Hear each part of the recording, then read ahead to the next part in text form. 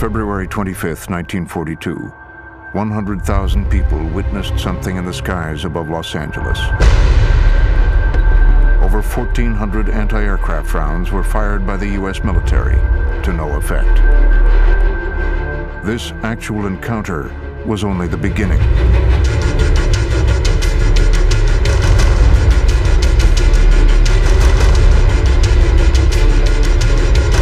Their objective has never been explained, until now.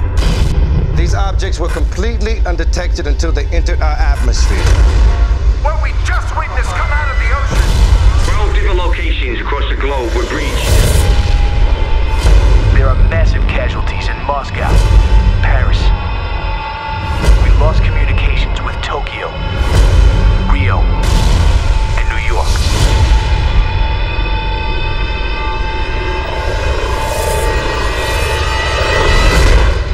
We cannot lose Los Angeles.